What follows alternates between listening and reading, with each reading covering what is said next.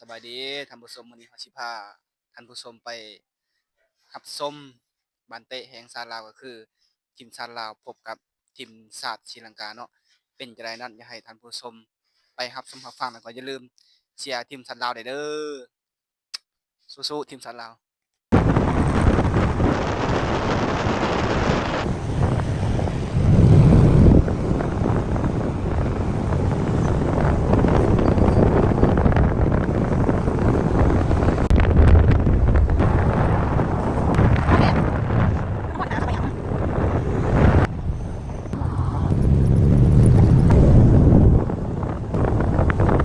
อันนี้คือภาพบรรยากาศที่นอกสนามท่านผู้ชมคนกำลังเข้าหลาย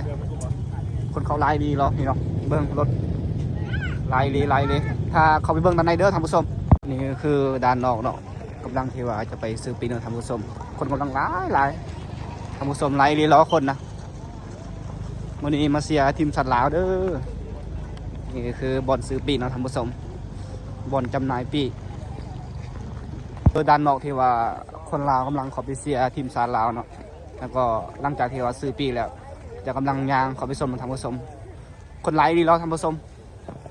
เบิ้งด้านล่างนี่โอ้หลายดีนี่คือด้านนอกท่านผู้ชมเนาะบอลที่ว่าเพิ่นจุดกวดปีเนาะท่านผู้ชมผู้หญิงผู้ชายอยู่บนนี้เนาะจะมีการกวดปีเนาะอยู่บนนี้เนาะนี่คือเพิ่นกวดปีเนาะท่านผู้ชมเนาะพี่เด้อคนมึงหายเด้อเอาจะเข้าด้านในมีเจ้าหน้าที่หลายล่ะท่านผู้ชมเพิ่นจะกดกวดเนาะเพื่อความอันนี้คือทีมชาติศรีลังกากับลาวท่านผู้ชมเนาะเพื่อ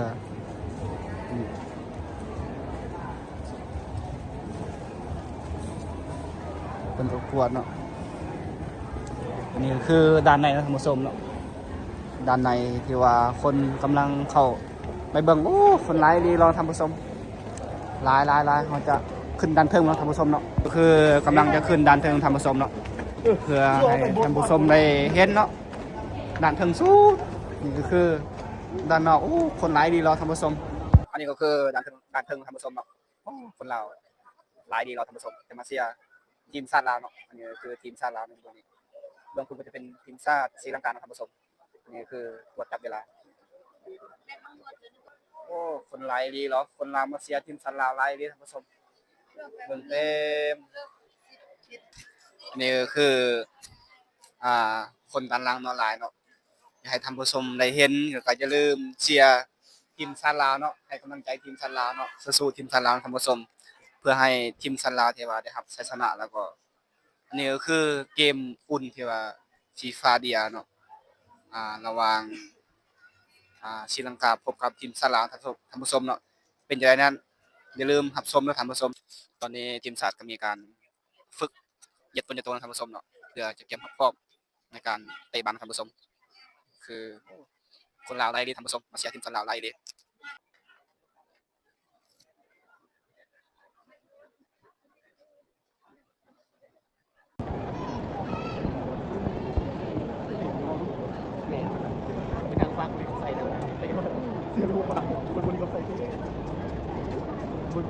ตอนนี้เป็นกำลังนกทุ่งสาดเนาะ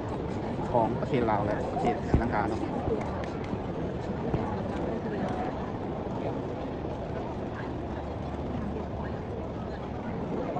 Let's welcome the national team of Laos and Sri Lanka.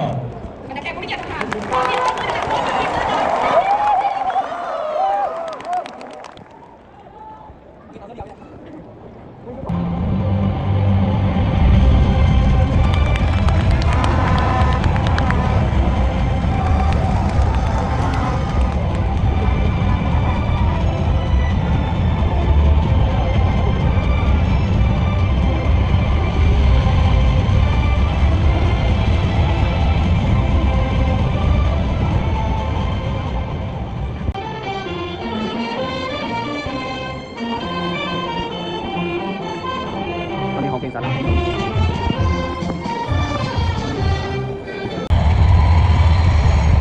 ทีมสาระคือแสดงคำชมเนาะ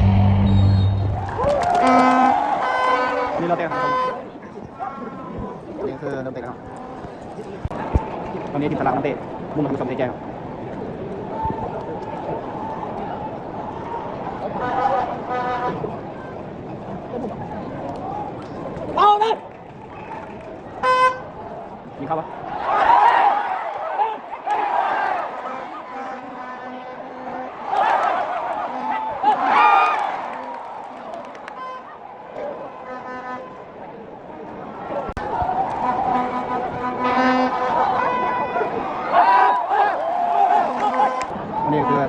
าเรา เอ็งเขาก็แล้วเจ้า